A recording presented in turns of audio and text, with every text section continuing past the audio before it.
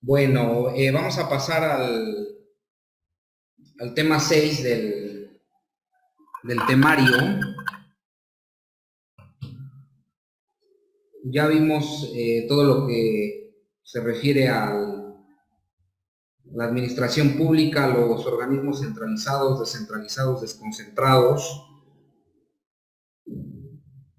Hablamos de las sociedades de participación estatal mayoritaria, minoritaria y también la clase pasada del fideicomiso. Ahora, todos estos entes que comentamos, entes centralizados, entes desconcentrados, descentralizados, al pertenecer a la administración pública, pues van a tener que llevar a cabo un proceso de toma de decisiones. Ellos deben tomar decisiones, obviamente, para llegar a realizar esta función, ¿no?, de la administración pública. ¿En qué consiste o cuál es la naturaleza de este proceso decisorio? Pues que obviamente al hablar de un proceso se debe llevar una serie de pasos o una secuencia ordenada para poder determinar, en este caso por parte de la autoridad o por parte de la administración pública, cuáles van a ser las mejores alternativas o las mejores respuestas, ¿no?, a determinado planteamiento, a determinado caso. ¿Cuáles son los temas? Pues esto depende, ¿no?, de la rama o del área de la administración pública de la que estemos hablando. Si estamos delante de un tema de seguridad pública, pues obviamente la autoridad correspondiente puede ser, por ejemplo, la Dirección Estatal de Seguridad Pública, ¿no?, la que deba llevar a cabo este llamado proceso decisorio para determinar alguna cuestión. Puede ser para determinar qué va a ocurrir a lo mejor con la asignación de elementos de la policía en el estado, de qué forma se va a repartir esa asignación, esos roles. Pueden ser muchísimas cuestiones, ¿no?, las que implique que la administración pública y determinada área o rama lleve a cabo este proceso decisorio. Ahora, ¿cuáles son los pasos o esas fases que normalmente se han establecido en la administración para que se lleve a cabo ese proceso decisorio? Tenemos acá 5 fases de forma muy genérica. La primera de ellas es definición del problema. Se tiene que delimitar, ¿no?, cuál es el problema en la administración pública en determinada área que se está presentando para, obviamente, en base a esa definición del problema, determinar la solución más viable, favorable. Primer punto. Segundo, una vez que se ha delimitado ese problema, hay que analizarlo, analizar el problema, y esto nos va a llevar a determinar, desde luego, cuáles son las causas y cuáles son los efectos, ¿no? 3, desarrollo de alternativas de solución. Es decir, la autoridad, la administración, cómo va a resolver, ¿no?, eso que se está planteando o se está viendo, que consiste en un problema en este ámbito de la administración pública. 4, elaboración de soluciones o decisiones. Y 5, la ejecución de las alternativas a través de la ejecución de la decisión adecuada. Es decir, esas soluciones o decisiones que se tomen para resolver el problema se tienen que ejecutar, ¿no? Para finalmente ver si se concretó un resultado que solucione ese problema. ¿Cuáles son los problemas que pueden surgir para que estos procesos decisorios se lleven a cabo en la administración pública? Pues son muchísimos, siempre y cuando pertenezcan a esta área, ¿no? Del derecho administrativo y de la administración pública. Recientemente vimos, no sé si por ahí alguien notó las noticias, en el estado de Puebla, en el Centro de Reinserción Social, descubrieron que hay al interior departamentos donde ciertos presos tenían el privilegio, ¿no? de estar ahí alojados, de estar ahí retenidos, pero con ciertos lujos y ciertas pues cuestiones favorables, ¿no? Ahí en su encierro.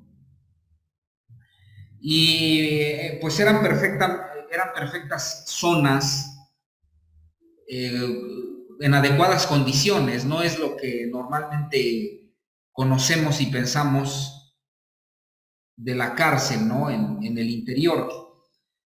Entonces, al ver esto, indudablemente cobra relevancia que tiene que ver esta cuestión en una situación de la administración pública. ¿Por qué? Porque la administración de los cerezos le corresponde administrarla al Ejecutivo por medio de un órgano de vigilancia, incluso de los mismos directores de los cerezos, que se llama la Dirección de Ejecución de Penas y Medidas de Seguridad.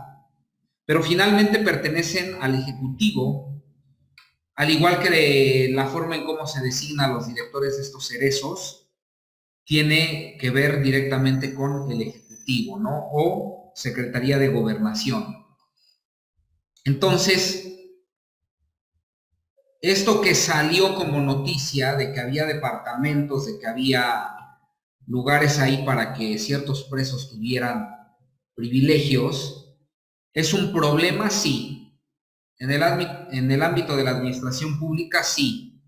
Específicamente en el área de cómo se están administrando esos centros de readaptación social.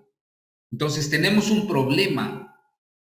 Se define el problema, ¿no? El problema es que al interior de las cárceles se están dando este tipo de cosas, hay corrupción, con independencia de todo lo demás que exista, ¿no? El ingreso de droga, el ingreso de armas, prostitución, etcétera. Cuando, al ser el Centro de Readaptación Social una institución que tiene que ser vigilada por el Estado, pues eso no tendría que estar sucediendo. Sin embargo, entonces definimos un problema, analizamos el problema para determinar cuál es la causa y qué efectos está produciendo esto. Efectos, pues indudablemente que la sociedad confirme cada día más que la cárcel no es un sistema adecuado, ¿no? Para que un individuo pueda readaptarse a la sociedad. Desconfianza, miedo también hacia la sociedad para que no confíen en este tipo de institución. No es como en Estados Unidos, el sistema es otro, ¿no? Es severo, las cárceles están en manos de particulares, pero es más transparente hasta cierto punto. Y el análisis del problema también implica las causas. ¿Por qué se está dando eso adentro? Pues porque indudablemente en las cárceles de aquí de México, la atención que el Estado ha dado a esos lugares pues es mala, ¿no? Es mala porque es insalubre, no hay cuidado de los presos, si hay altercados, y se favorece, ¿no?, a ciertos grupos que están ahí adentro. Que muchas veces se origina esto también por la corrupción, porque si los grupos que están al interior son grupos de la delincuencia organizada, pues con mayor razón van a tratar de que al interior se les otorguen esos privilegios, ¿no? Lujos que no cualquier preso va a poder tener, porque en la cárcel, en el interior, todo cuesta. Por lo menos aquí en Puebla, el último, fíjense, les platico, el último cliente que yo tuve me contaba qué es lo que adentro se vive. En los 2 meses y medio que él estuvo adentro, él vio al interior del Cerezo 6 homicidios, es decir, murieron 6 presos. ¿Salió en las noticias? No salió. Eso lo oculta el gobierno. Quiso comprar al estar adentro una aguja para coser su pantalón o el uniforme que tienen ellos de preso. Una aguja cuesta 50 pesos. El agua que tiene que usar los presos, cada quien la tiene que costear, porque el agua que el Cerezo suministra es un agua insalubre, no se puede usar. Este preso trabajó en el área de visita íntima. En el Cerezo hay un área de visita íntima en la cual, pues ya sea que las esposas visiten a los presos o también, pues se permite y se ha tolerado el tema de la prostitución adentro, ¿no? Entonces, ellos tienen ciertas personas ahí que si tú quieres ingresar a esa área como preso de visita íntima, cobran el ingreso. Y este cliente mío, trabajando ahí, obtenía el ingreso diario de 5,000 pesos. Imagínense cuánto dinero no circula dentro de la cárcel, cuánto no se gana, y eso efectivamente nos hace corroborar que adentro hay privilegios para los que tienen dinero, para los que pueden pagar, y pues es otro mundo, ¿no? Real, esto es una cuestión real. Entonces hay un problema ahí que detectamos, ¿no? En todo, en este ejemplo que estamos tomando, que tiene que ver con la administración pública, en todo este sistema de cómo operan los centros de readaptación social. Adentro tienen celulares, pueden hablar por teléfono, nadie les dice nada. Finalmente no los vigilan. O si los vigilan, los custodios también son parte de esa corrupción. Los mismos custodios son los que ingresan la droga, los mismos custodios son los que permiten ahí cosas. Entonces, al observar este tipo de problemas, al definir el problema, al analizar el problema, pues indudablemente que la administración pública, el gobierno que pertenece o realiza esta función de la administración pública, debe plantear alternativas de solución. ¿Lo hace? Pues probablemente sí, sin embargo, no ha habido de forma contundente una alternativa, ¿no?, a solucionar eso. ¿Se han elaborado soluciones o decisiones? Pues creo que sí se han tomado ahorita pues en este sexenio, las cuestiones que han ocurrido, por ahí también lo de un recién nacido que metieron al Cerezo, no sé bien si creo que ingresaron o trataron de ingresar droga. Finalmente, bueno, se tomaron medidas coactivas, ¿no? Se detuvo, se procesó a los custodios, etcétera. Pero más allá de eso, pues no ha habido, creo yo, soluciones o decisiones contundentes, ¿no?, para tratar todo el tema de lo que ocurre en estos centros. Y obviamente esas soluciones, pues que tengan una ejecución para ver si finalmente va a resultar algo favorable para resolver todas estas cuestiones, ¿no? Porque el sistema penitenciario es algo muy complicado.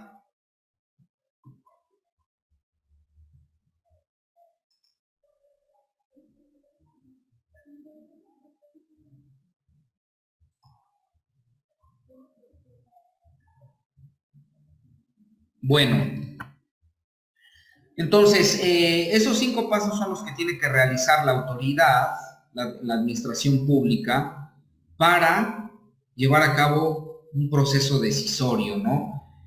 En cualquier problema o conflicto que se le dé a la administración pública, debe tomar decisiones.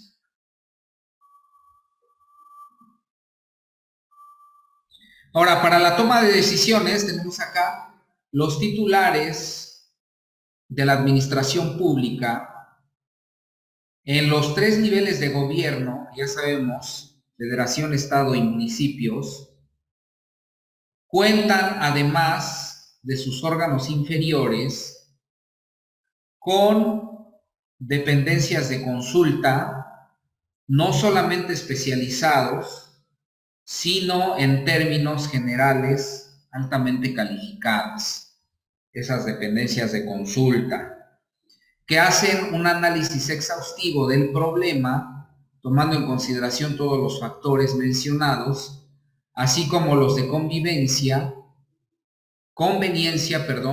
así como los de conveniencia y oportunidad, proporcionándole al Ejecutivo, del que dependen todo el material indispensable para la toma de una decisión adecuada. Es decir, normalmente los titulares en la administración pública, los que son directores o los que están a mando o a cargo de una secretaría, pues van a poder tomar esas decisiones, ¿no? Sin embargo, habrá muchas otras que salga de sus facultades y deberán, pues, tomar el consejo, la determinación del Ejecutivo. Pero entendemos que las secretarías o los entes que se han ido creando en la administración pública, pues se han ido creando, como veíamos, justamente para atender determinada área.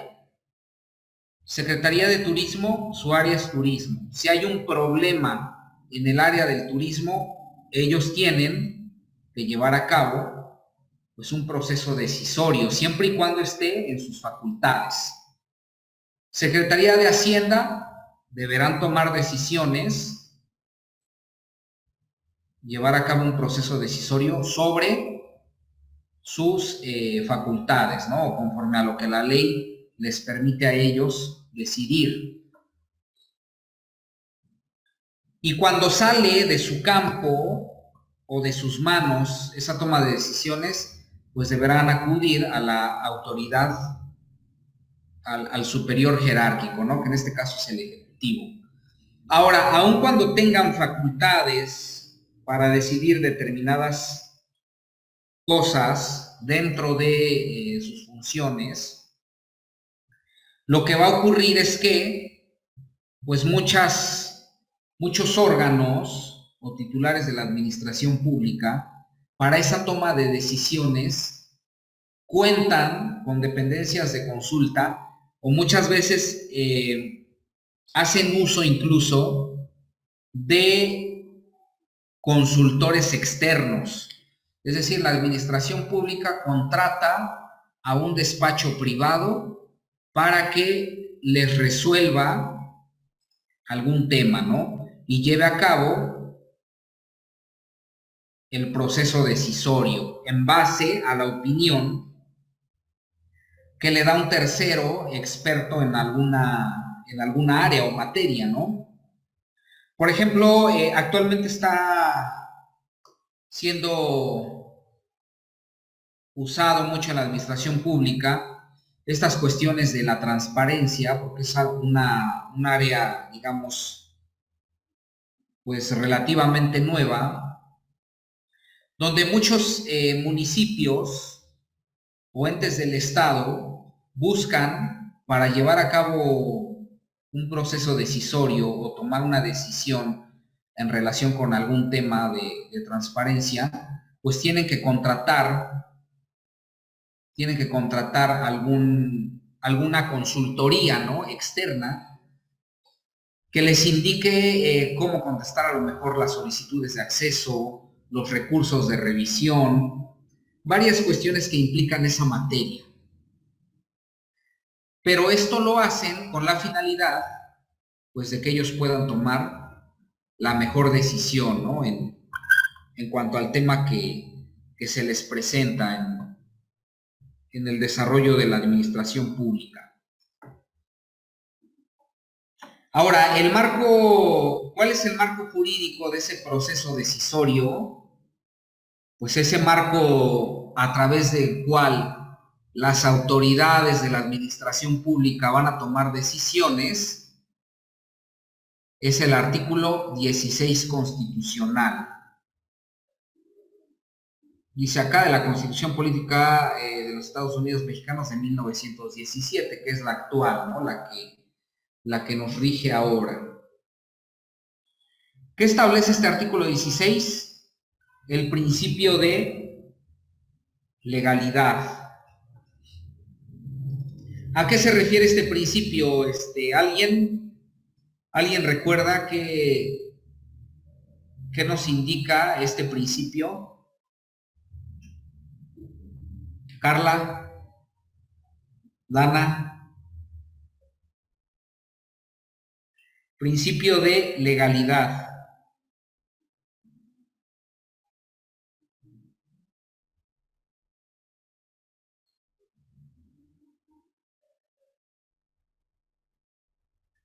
¿No se acuerdan?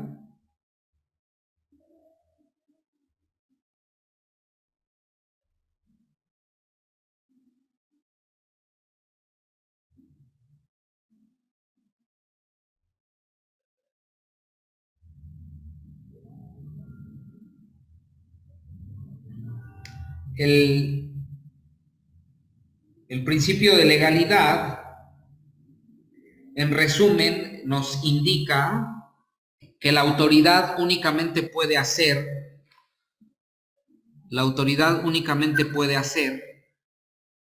lo que está previsto en la ley.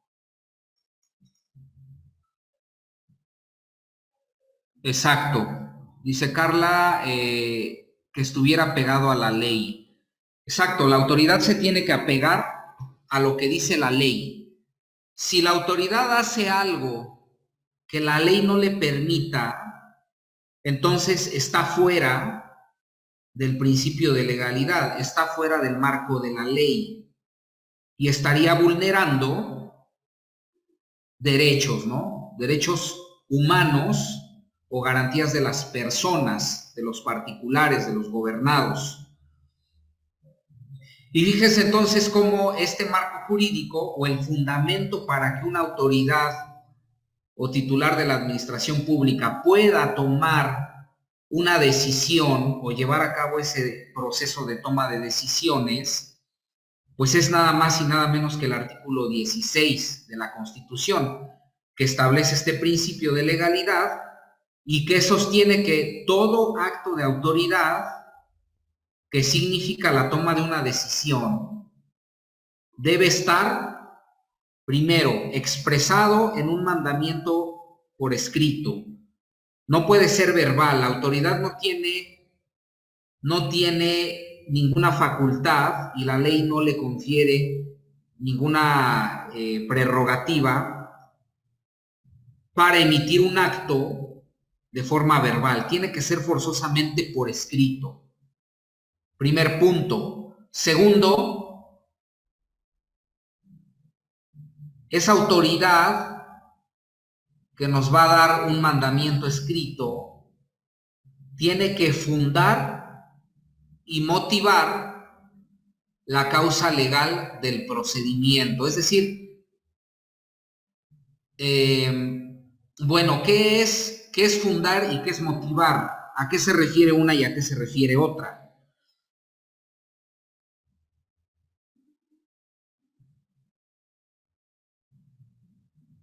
¿Qué es fundamentar y qué es motivar?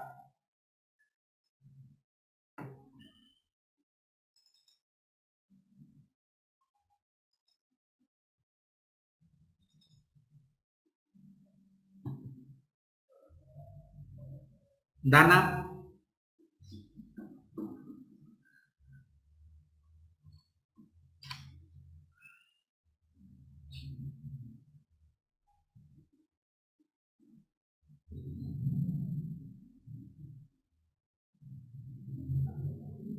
No.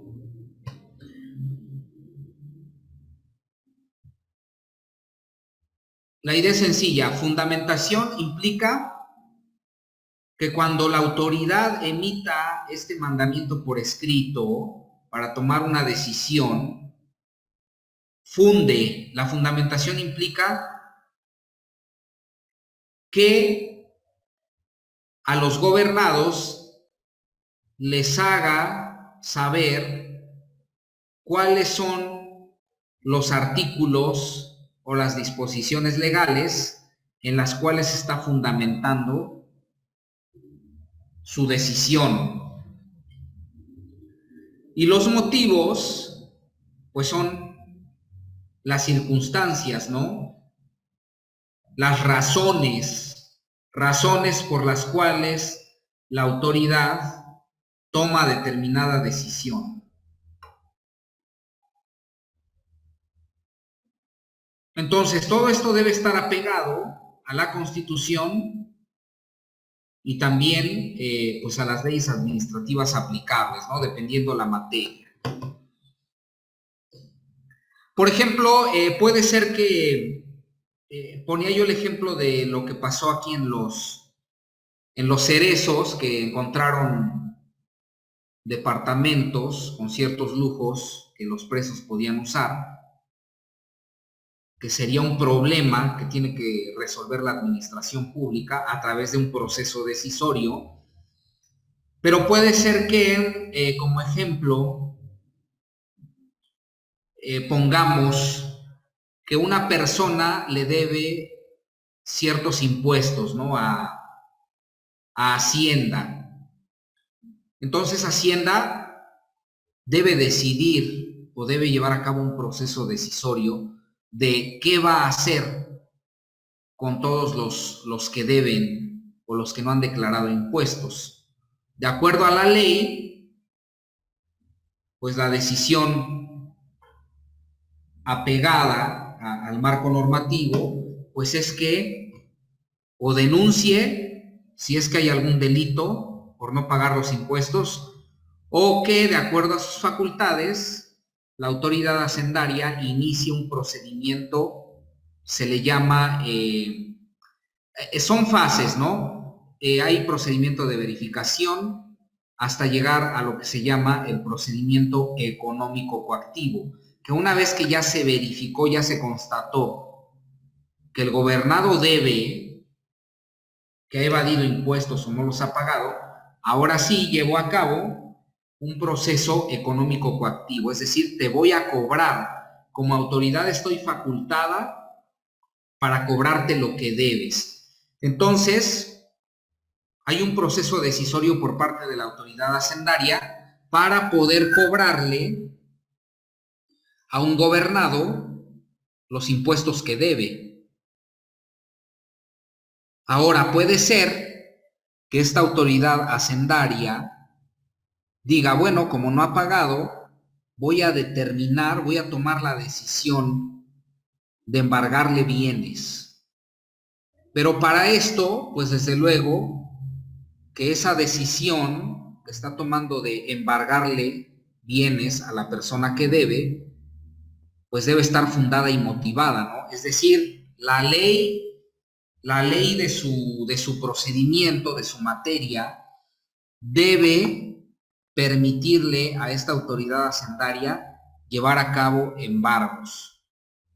Porque si no está permitido en la ley que esta autoridad lleve a cabo ese tipo de medidas, pues indudablemente es una decisión que va a carecer de fundamento y motivo.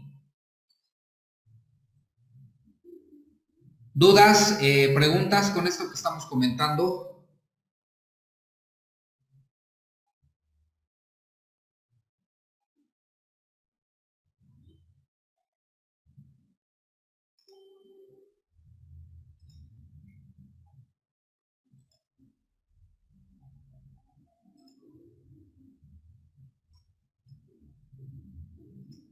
Bueno, seguimos. Entonces, así es como las autoridades administrativas tienen que tomar decisiones, ¿no?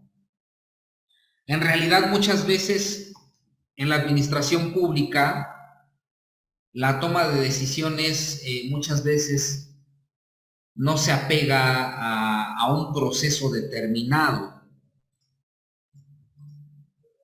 como este, ¿no? Digamos, este es lo más general. Muchas veces la toma de decisiones, pues también puede llegar a ser negligente, ¿no? Eso ocurre. Finalmente los que deciden en la administración pública son humanos y puede haber también equivocaciones, ¿no? Al tomar determinadas decisiones, pero dentro de ese proceso decisorio de la administración pública, pues tienen importancia tres cosas, tres cosas que se van a crear. Los llamados manuales administrativos, las circulares y los acuerdos. Estos tres tipos de documentos van a ser o son los medios o las razones por las cuales la autoridad administrativa toma decisiones o lleva a cabo procesos decisorios.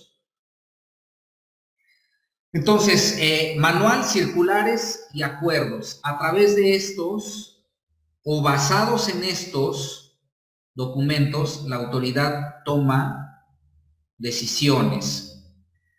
El manual, ¿qué es el manual? Estos conceptos de manual, circulares y acuerdos son muy utilizados en el campo de la administración pública. ¿Qué es el manual? Dice, es un documento en el cual los superiores jerárquicos dan a sus inferiores una serie de orientaciones e instrucciones para la mejor marcha de la administración pública. Y en ellos pueden estar contenidos uno o varios acuerdos o decretos, que son actos decisorios de las autoridades que formulan los manuales. Entonces, a través de estos se van a llevar a cabo actos decisorios.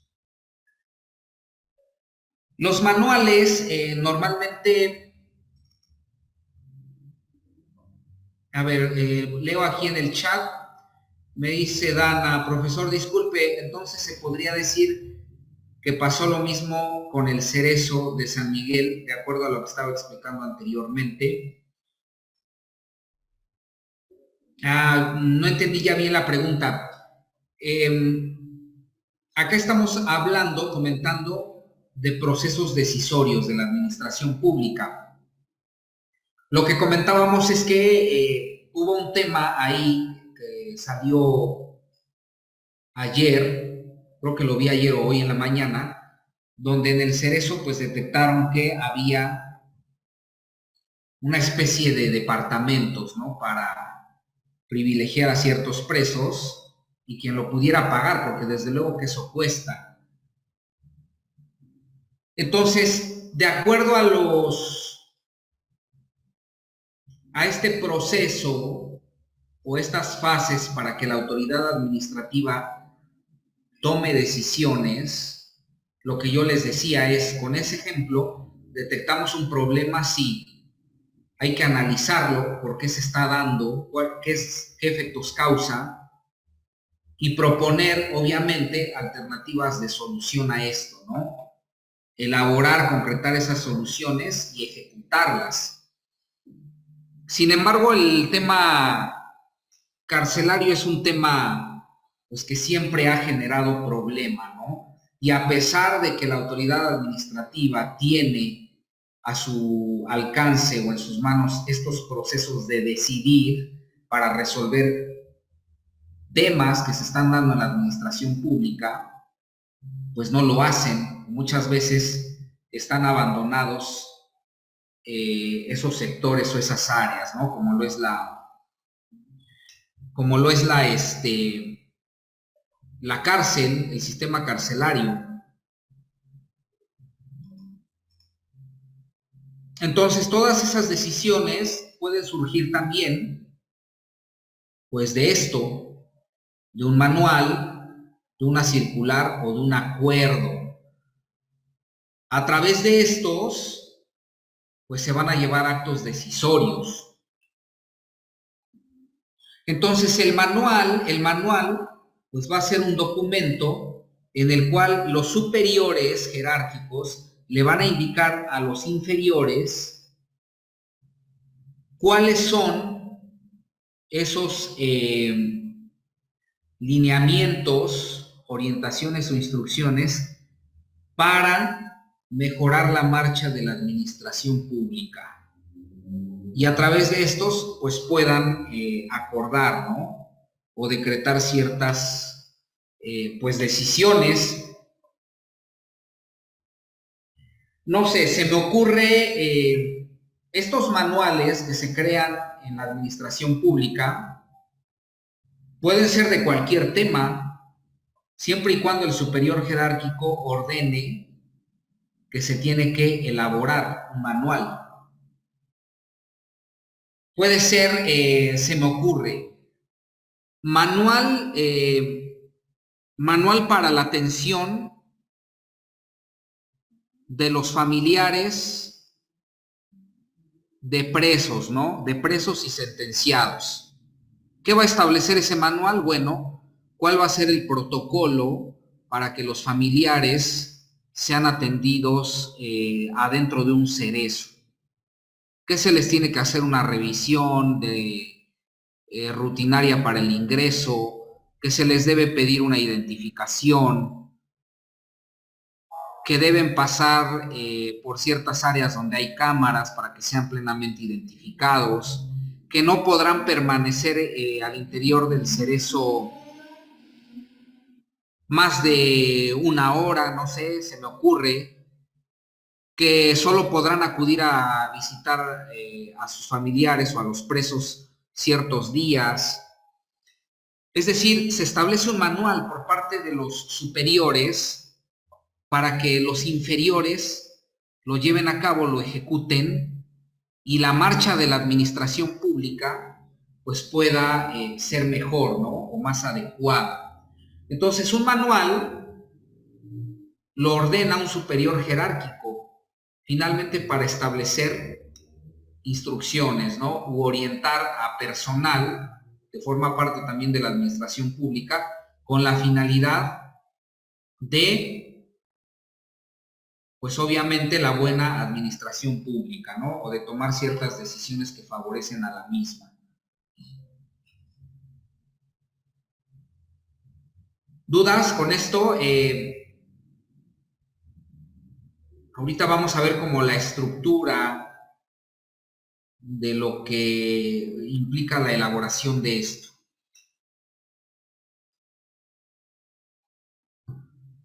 Otro documento importante a través del cual se van a llevar a cabo actos decisorios son las circulares. Dice, las circulares son comunicaciones dirigidas por el superior jerárquico a sus subordinados. Nuevamente es del jefe hacia su personal, ¿no? ¿Para qué? Para que les haga saber las determinaciones tomadas en la secuela de la fase administrativa, pero que no deben tener repercusión hacia los administrados, especialmente para que no se violen sus derechos y se expiden con propósitos internos de la administración para uniformar criterios, regular y establecer las modalidades en la marcha de la administración pública. Por regla general, Estas circulares aclaran el contenido controvertido o dudoso de algunos textos legales. Son de carácter material, pero pueden tener alcances jurídicos, pero nunca deben afectar los derechos de los administrados, es decir, de los gobernados, ¿no? La administración no debe abusar del uso de circulares. Esto, recuerdo que también ya les había comentado, las circulares se dan de forma interna en las organizaciones o en las dependencias de gobierno.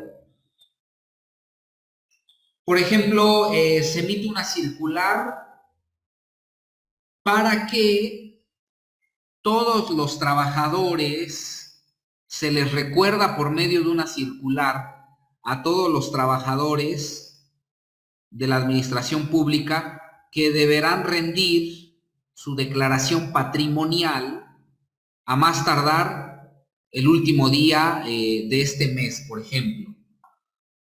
A través de esa circular, pues está dando una indicación, ¿no? De un procedimiento que finalmente tiene que ver con la administración pública. Todos los servidores públicos, los que pertenecen a la administración pública, tienen que realizar una declaración patrimonial, muy independiente de su declaración, de su declaración de impuestos. Es decir, estas personas que pertenecen a la administración pública tienen que rendir esa declaración patrimonial informando, son muchas cosas, ¿no?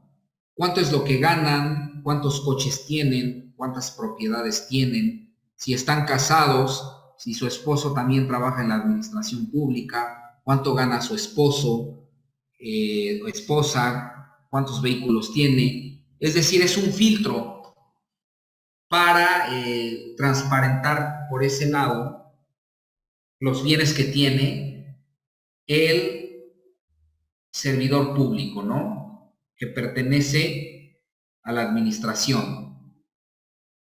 Entonces, puede darse una circular en ese sentido, puede darse una circular en el sentido a lo mejor de aclarar, como dice acá, el contenido controvertido o dudoso de algunos textos legales. A mí se me ocurre, por ejemplo, y es un tema que en los últimos meses observé, el Ministerio Público indudablemente pertenece a la administración pública, porque finalmente hay servidores públicos.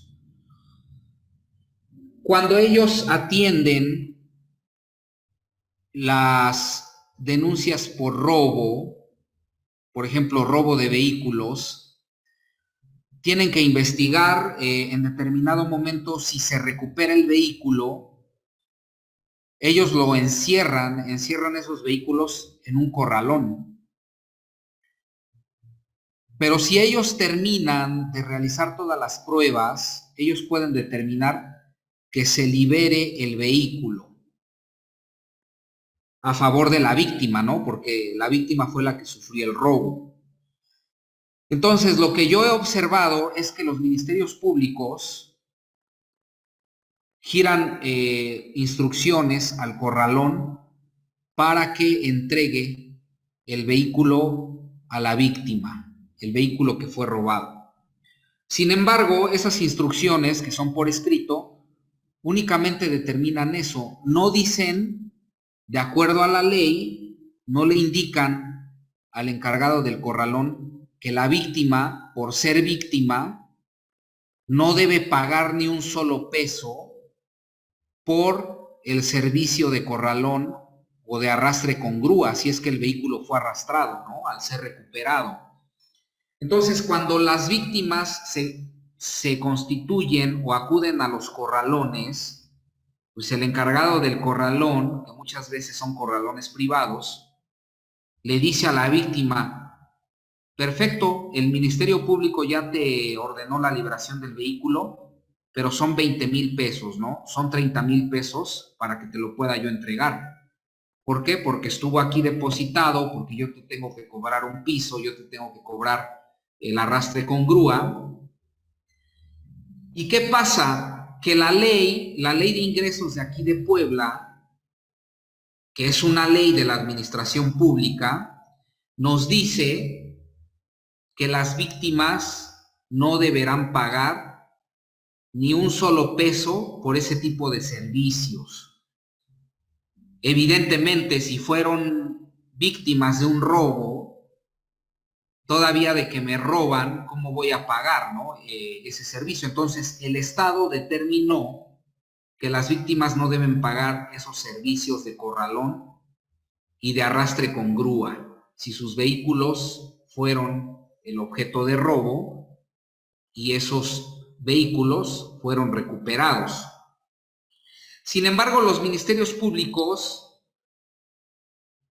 no ponen en sus determinaciones por escrito, no le indican a los jefes de corralones que las víctimas no deberán pagar absolutamente nada. Entonces, si nosotros interpretamos el alcance de la ley, pues aquí lo más viable es que el fiscal de aquí de Puebla, realizara una circular como superior jerárquico de todos los ministerios públicos, elaborara una circular indicándoles que cuando se trate de víctimas respecto de las cuales se haya recuperado el vehículo, deberán liberarse los vehículos indicándose al jefe del corralón que no deberá cobrarse ni un solo pago, ¿no? de derechos por haber resguardado el vehículo.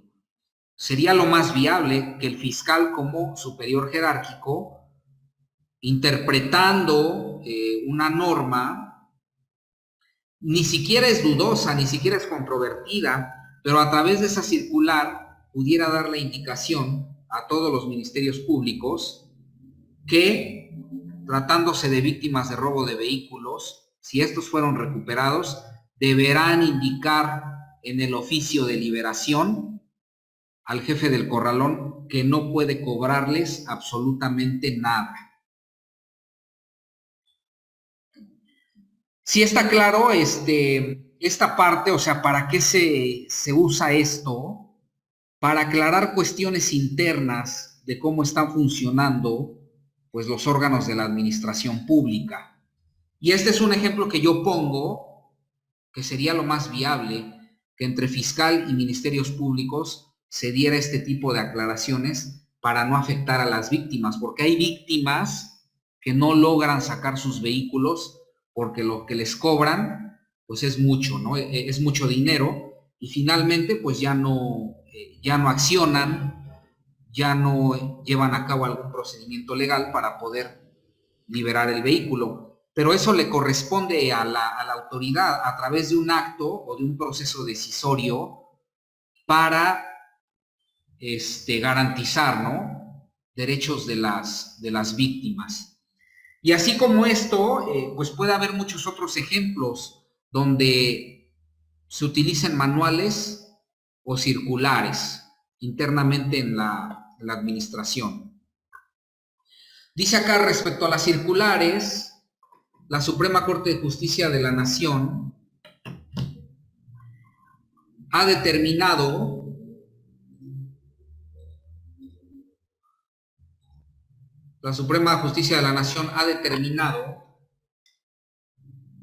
que las circulares no pueden ser tenidas como ley. Es decir, las circulares que emita un director, un superior jerárquico, un secretario, no son ley. A nosotros como gobernados no nos las pueden aplicar como ley esas determinaciones, porque únicamente son para dar instrucciones a nivel interno, ¿no? En la administración pública. Dice, no pueden ser tenidas como ley y los actos de las autoridades que se funden en esas circulares si cometen o importan una violación a los artículos 14 y 16 constitucionales, pues obviamente que sí pueden ser impugnados, ¿no? Dice acá, esta tesis se refiere a los actos externos de las autoridades administrativas que pretenden fundamentar o fundar sus resoluciones en circulares, es decir, el acto de la administración pública de carácter externo que se funda en una circular y afecte la esfera jurídica de los particulares es anticonstitucional. Es decir, si por medio de una circular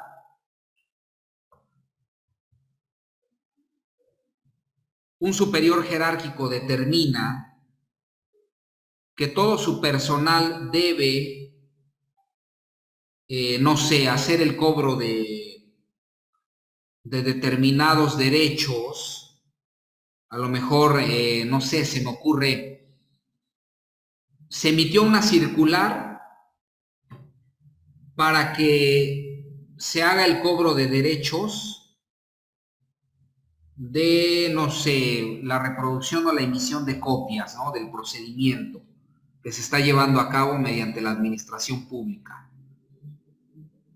Si eso trasciende o a través de esa circular se funda una resolución que le afecta a un particular, entonces ahí sí, a pesar de que la circular no es ley, si eso le afecta a un particular, entonces pues esa determinación va a ser anticonstitucional, va a ser contraria a lo que pueda determinar incluso otra ley, ¿no? Puede ser que a través de la circular se esté determinando cobrar derechos que la ley está diciendo que no se deben de cobrar, ¿no? Entonces ahí hay un choque entre lo que se dispone en esa circular y la determinación que se tome o la decisión tomada con la ley. Si afecta al particular, pues indudablemente eso va a ser inconstitucional. Tanto los manuales como las circulares tienen como contenido varios actos decisorios de la autoridad consistentes en acuerdos o decretos. Ahora, ¿qué son los acuerdos? Acuerdos o decretos, dice acá, los acuerdos son actos decisorios de la autoridad administrativa resolviendo alguna etapa del proceso de decisión. Es decir, es una resolución administrativa que va más allá de la continuación del trámite respectivo. El acuerdo es lo que normalmente conocemos como una respuesta que la autoridad administrativa deba dar a algo que le pedimos. Si yo le digo a la autoridad administrativa, dame copia de la concesión, dame copia de la concesión que otorgaste a determinada empresa. La autoridad administrativa, a través de un acto decisorio, debe emitir un acuerdo para darme contestación a lo que le estoy pidiendo. Ya sabemos que cuando le pedimos algo a una autoridad administrativa, normalmente es con fundamento en el artículo 8º constitucional, ¿no? Derecho de petición. Entonces, esos son los acuerdos. Actos decisorios para resolver alguna etapa del proceso de decisión o dar contestación a una solicitud o petición que el gobernado le ha realizado a la autoridad administrativa.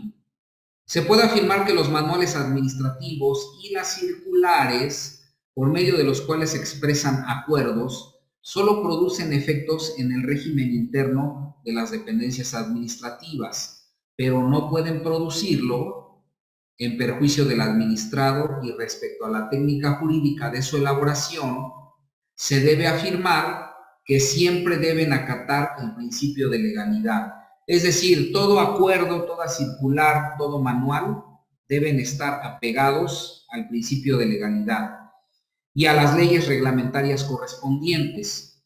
Su finalidad es solamente de carácter interno para agilizar la administración pública, para interpretar los preceptos legales que pueden tener alguna laguna y para uniformar el criterio de los órganos de la administración. Ok,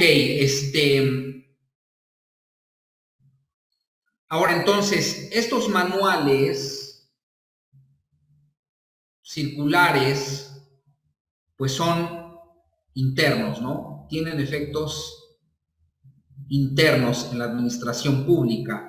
Nunca tienen efectos o nunca pueden ser aplicados, usados para poder aplicarse, afectando a los ciudadanos. ¿Cómo se lleva a cabo un manual administrativo?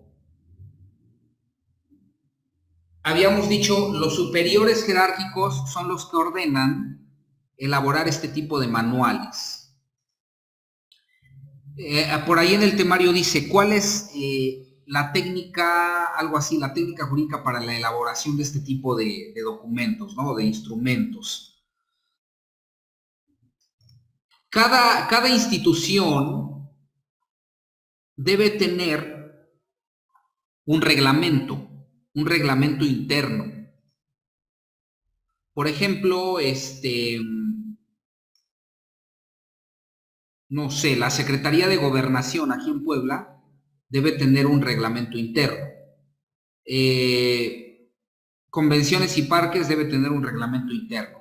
La Secretaría del Trabajo y Previsión Social debe tener un reglamento interno.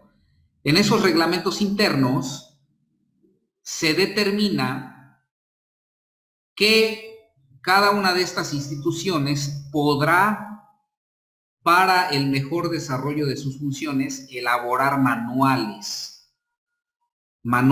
internos. Ahora, ¿cómo se elaboran esos manuales? ¿Cuál es la técnica de elaborarlos? Hay lineamientos para poder hacerlos. Voy a proyectar acá el formato, el último formato que la administración pública de este gobierno ha dado para la elaboración de un manual. Es decir, no es una técnica específica, pero sí hay un formato determinado de acuerdo a la administración pública que se dé en cada gobierno.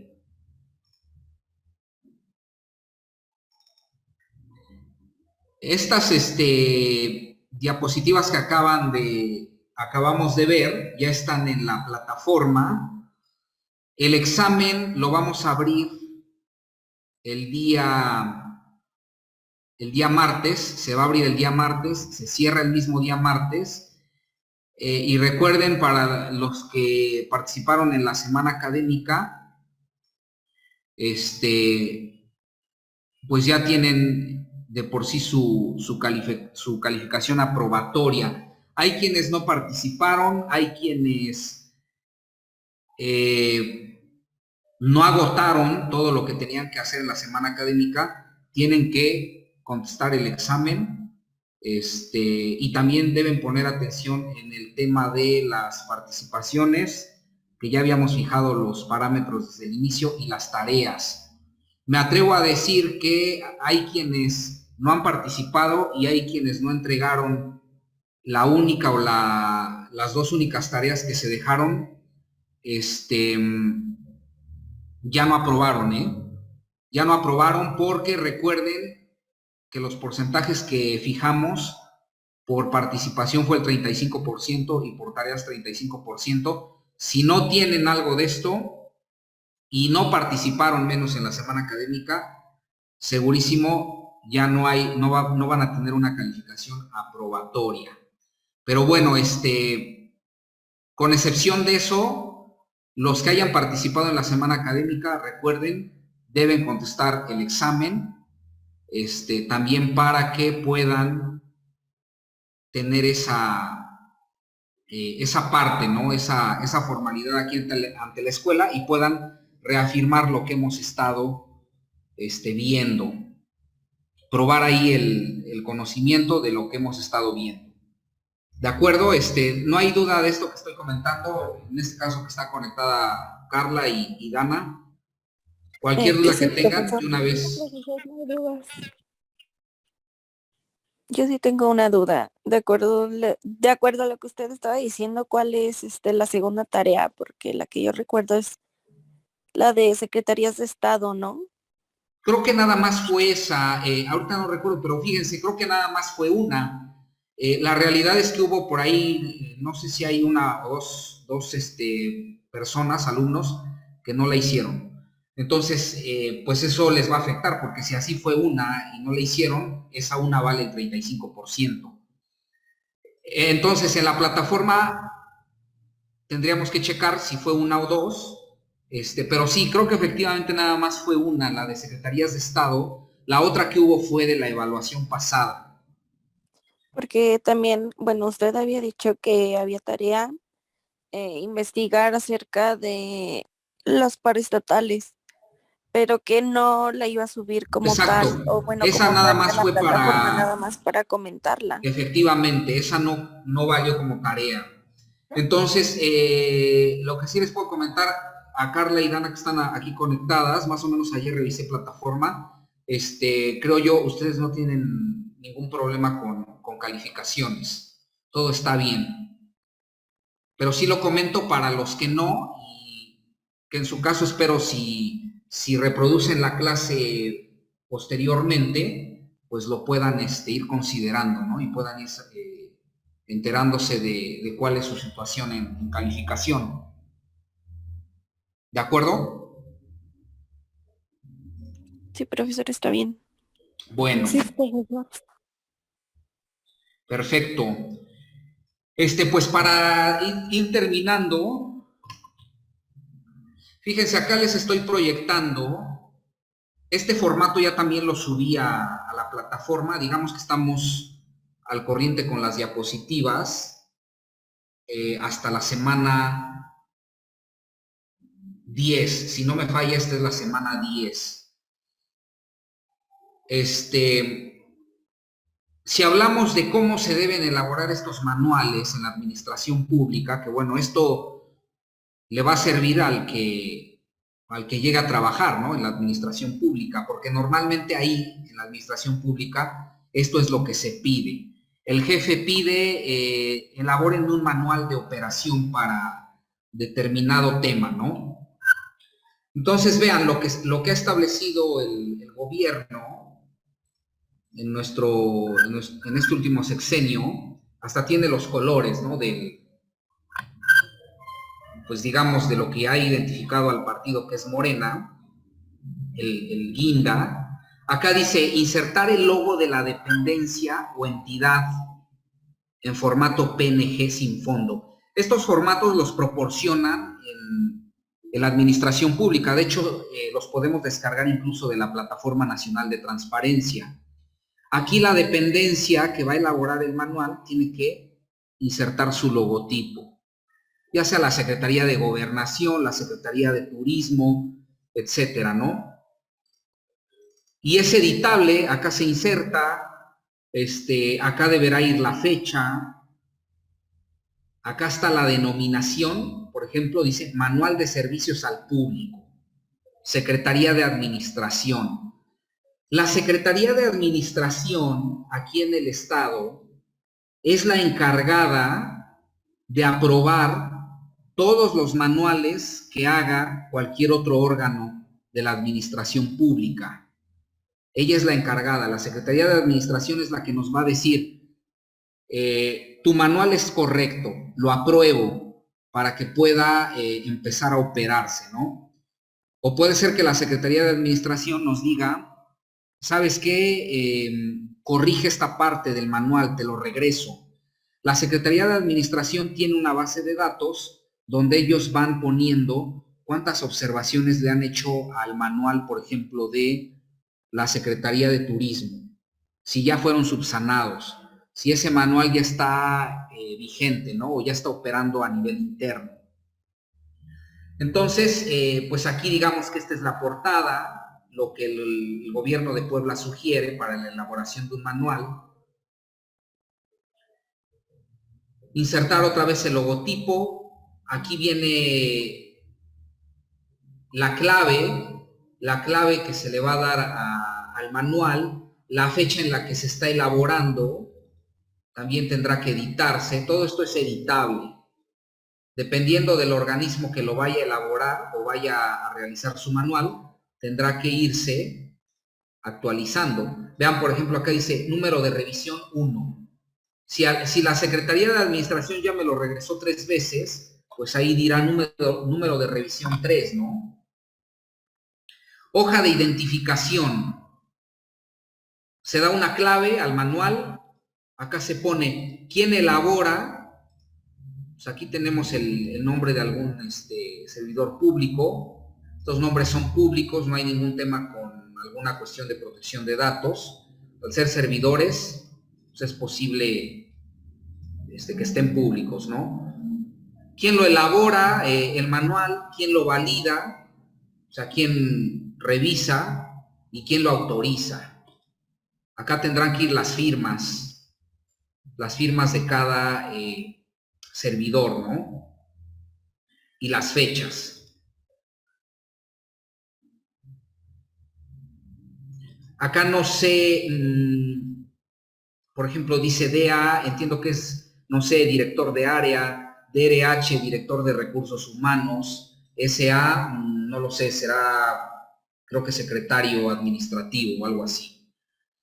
Pero son cuestiones de la administración, ¿no? Que cada entidad o cada organismo nos va a dar a conocer. Si es que trabajamos ahí, tenemos que elaborar un manual. Logotipo otra vez, luego viene el contenido, es decir, lo que debemos desarrollar en el manual de forma genérica para que se pueda probar, ¿no? Debe haber una presentación que ya viene también aquí predeterminada, una presentación que hace la Secretaría de Administración del Estado de Puebla, nos dice qué es. Acá nos establece, digamos, pues el marco legal, ¿no? Para la elaboración de este tipo de manuales. Incluso dice acá, al último, en este orden de ideas, el manual de organización de la Secretaría de Administración del Estado de Puebla es un documento de control administrativo que contiene criterios de organización conforme al marco legal y la estructura orgánica aprobada para esta dependencia, estableciendo para tal fin las funciones y responsabilidades de cada una de las áreas que la integran, así como sus relaciones internas y externas que derivan del despacho de sus asuntos. Es decir, esto es para que se pueda concretar la administración pública, ¿no? Para el despacho de sus asuntos o de sus negocios, para que ellos puedan operar de una forma más adecuada. Y ya posteriormente, pues vienen los espacios donde cada institución u organismo deben complementar esto, ¿no? Antecedentes, por ejemplo, ¿cuáles son los antecedentes para que este manual o determinado manual en determinada área se cree o se va a crear, ¿no? Antecedentes, ¿cuál va a ser el objetivo del manual? ¿Para qué lo estamos creando? ¿Cuáles son las responsabilidades del organismo? El marco jurídico aplicable, lo que decíamos, esto va a encuadrar en la ley las decisiones que deba tomar la autoridad. Marco jurídico administrativo que va a ser aplicable en relación con ese manual. Relación de servicios al público. Por ejemplo, si se van a dar a través de ese manual un servicio al público, atención al público, como lo que yo les comentaba, atención a familiares de los presos y sentenciados, ¿no? ¿Qué servicio se les va a dar?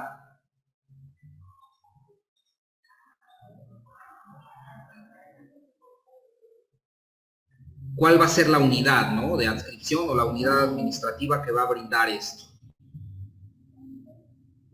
Describir los servicios, si es que se van a otorgar.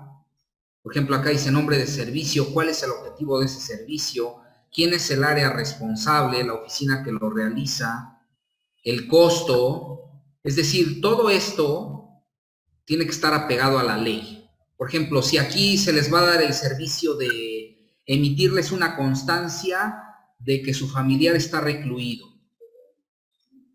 ¿Con qué objetivo? Bueno, de que acrediten que tienen un familiar en prisión, ¿no? ¿Quién es el área responsable? No sé, el jurídico del Centro de Readaptación Social.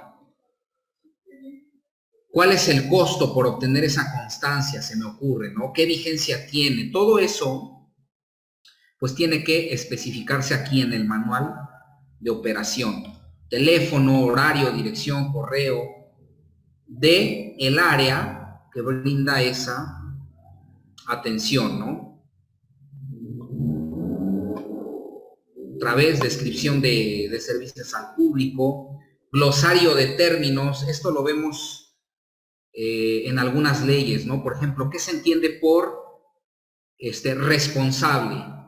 ¿Quién es beneficiario? ¿Qué se entiende por Secretaría de Administración? Es decir, establecemos una especie de índice y de términos y qué significan. Y es todo. De estas partes consta un manual.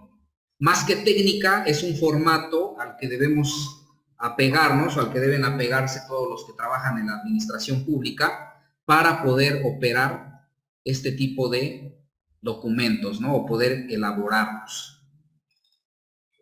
Este formato ya está, lo pueden obtener de la plataforma de transparencia o ya está ahí en la plataforma de la escuela, también lo subí. ¿Tienen alguna duda, comentario con esto? Pero es lo que sucede a nivel interno en la administración pública. Esto es lo que normalmente se trabaja. ¿Dudas, comentarios? Dana, Carla.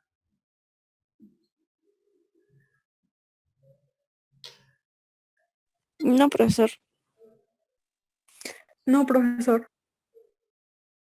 Bueno, pues nos vamos ya a quedar hasta acá. Si no hay más, nos vemos el día martes. Si tienen alguna otra duda, de lo del examen, calificaciones, lo que sea, pues ya saben, ahí por el grupo estamos en contacto. Gracias, Dana, Carla. Nos vemos entonces el día martes.